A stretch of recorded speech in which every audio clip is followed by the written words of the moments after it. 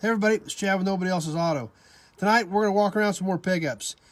Even though it's been the middle of winter, we've surprisingly had some pretty decent weather and some pretty nice days. So I've been kind of rearranging, reshuffling, things like that. Kind of the front area up here around the building, moved almost all these trucks out and brought in all new stuff. Some of this stuff you've seen before, some of these we've done some in-depth videos on, but we're going to give you a quick walk down the line and take a look at all of these that I got up front here right now. Starting at the end down here, this 54 F350. This is a great truck. We did a full in-depth video on this truck here about a month or so ago. You want to get a good look at this truck inside and out and up and down and all around, go back and check that video out. This is a cool old truck, basically one where they just shut the key off and parked it and left her sit. So still pretty much intact. Cool old truck. Next to that, we've got another Ford. This, I believe, is a 77 F-150. These things are crazy hot right now. The 73 to 79 Fords are going bonkers. This is another old pickup that's complete, intact, all the way down to the old hubcaps. Basically one that, once again, they shut the key off, and that was it. And it hasn't had anything done to it since, other than I've got a bunch of parts stored in it. But the dash is all still intact in it. It is a long bed, fleet side, super cab, 77 F-150. So we'll give you a quick walk around. Some of these we'll get you some better videos, more in-depth videos a little later. Next to that, we've got the Studebaker. This is one we also did a full video on not too long ago. Check this one out if you want to get a better look at it. An old farm truck, a little short, stubby farm truck. It's got a grain box on it, but it's not really any bigger than the pickup. The bed's like a 9-foot bed. You could take the stake sides off of this and just have a nice little flat bed. Perfect little parade pickup, something like that. So once again, you want to get a more in-depth look at this one, check out our other videos. Next to that, we've got a 53 Ford F-250 with a 55 grill in it. Truck was apparently wrecked at some point in its life, because I can tell the fender and hood have been changed, and they put a 55 grill in it. This truck's been banged around a little bit. It is an old farm pickup.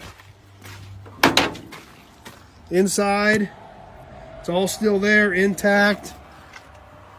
Got a title for it and everything. But we'll make a cool old patina type truck. Wood's obviously gone out of the bed. It's been banged around and beat up a little bit, but still hard to find an intact old pickup that's not completely rotted away. Next to the Ford, we've got another Studebaker. This one is a 1-ton pickup, about a 4950 era.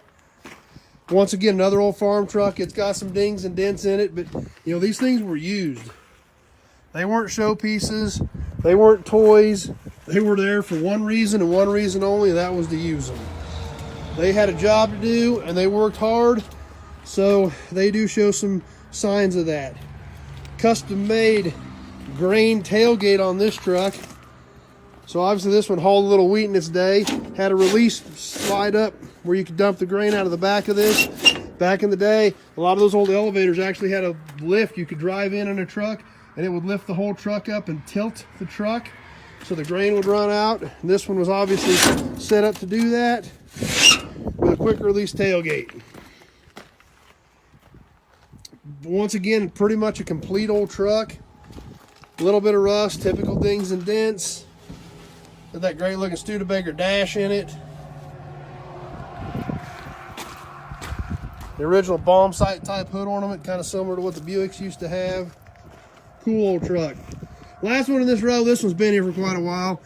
I don't know what I'm going to do with it. I should sell it, but it looks too cool sitting here, so I've never tried to sell it. 34 Ford, 1.5 tons. Great looking truck. All this barbed wire tangled up around the grill and headlights. That's exactly how that truck came in. That's how it was found. Nothing special, nothing cherry, just kind of a rough old farm truck, but just a great look to it. I did go ahead and put a fuel tank on the back of it. I've got several of these old fuel tanks in stock. I've got 4 or 5 of them, I think, right now. This one was about the right length from wherever B&W Services was at. So I threw it on there because I thought it looked cool. So kind of a neat looking old truck. Like I said, been here quite a while, and don't know what I'm going to do with it, but it just looks good sitting here, so I'm really not extremely worried about what I'm going to do with it. So anyway, I got a 69 Roadrunner there. There's a Dodge pickup. We rearranged some stuff up on the front row too. So anyway, there's the walkthrough one to give you on the rearranged row of trucks we've got out front here by the buildings. Some cool stuff, some good looking stuff. As always, if there's anything specific you have questions about, you've got to give me a call. That's the only way you know you're going to get a hold of me. Commenting and things like that, that's great. If you just want to say something, if you've got specific questions, you've got to call me.